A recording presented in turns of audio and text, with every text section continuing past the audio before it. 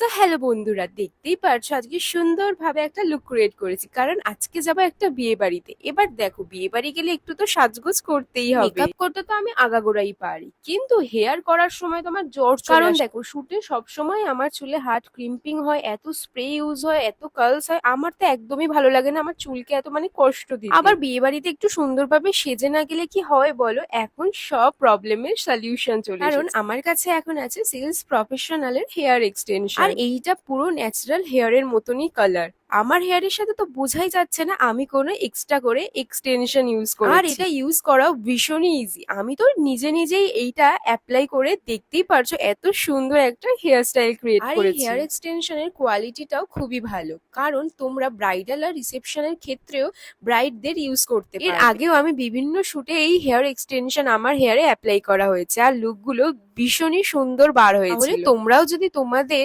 এরকম সুন্দর সুন্দর হেয়ারস্টাইল করতে চাও ব্রাইডকে বা নিজেরাও, তাহলে অবশ্যই সিলস প্রফেশনালের হেয়ার এক্সটেনশন গুলো কিনে ফেলো।